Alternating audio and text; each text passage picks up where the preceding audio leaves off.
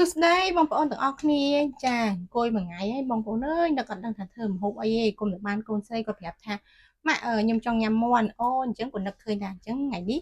ធ្វើមាន់ទឹកស៊ីអ៊ីវម្ដងទៅចាហើយគ្រឿងផ្សំរបស់ខ្ញុំគឺអត់មានអីច្រើនទេបងប្អូនចានេះគឺជាគល់ជីវ៉ាន់ស៊ុយបងប្អូនស្គាល់ហើយចាហើយនេះខ្ទឹមបារាំងមួយផ្លែមក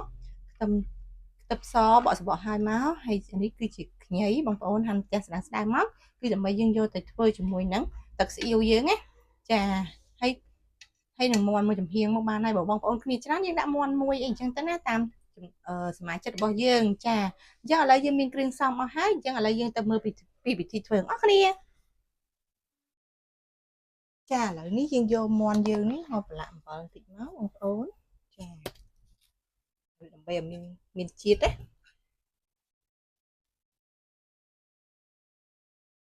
អីបាន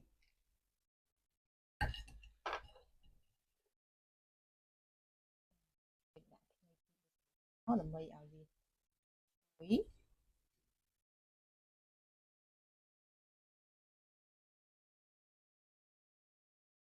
ចាឥឡូវនេះយើងយកខ្ទឹមបារាំងយើងនេះមកពុះវាជា2ជា4មកហើយសម្រាប់ខ្ទឹមសនេះដែរយើងដាក់វាជាដុំអញ្ចឹងណាតែចំណែកគល់កំសុយនេះយើងកាត់វាខ្លីៗតិចណា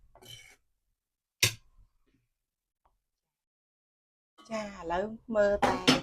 ទឹកយើងពុះហើយយើងដាក់មាន់យើងចូលមកបើកភ្លើងបិទវាចោលរហូតដល់មាន់ឆ្អិនចាឥឡូវយើងមកធ្វើការកូរទឹកស្អៀវយើងបងប្អូនចាឥឡូវយើងដាក់ខ្លាញ់ឲ្យក្តៅមកហើយយើងយកគល់ជីវ៉ាន់ស៊ុយជាមួយនឹងខ្ទឹមប្រាំខ្ទឹមសខ្ញីចូលមក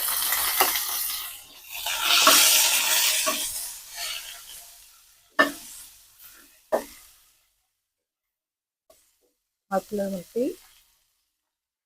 យើងចាក់ទឹកយើងចូលមក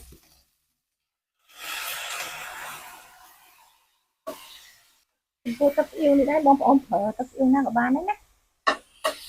តែដូចខ្ញុំប្រើទឹកស្អៀវចិនវារៀងសាបចាហើយបន្ថែមទឹកតិចដើម្បីលម្ងាស់អាគ្រឿងអស់នេះវាឈ្ងុយចូលជាមួយទឹកស្អៀវយើង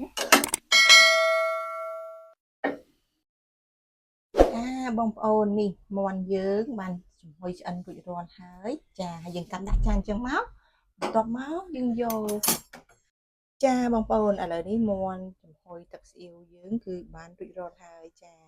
ហើយវិធីធ្វើគឺណែនាំអស់ហើយបងប្អូនចូលចិត្តកុំភ្លេច Subscribe មួយផងហ្នឹងហើយអរគុណបាយបា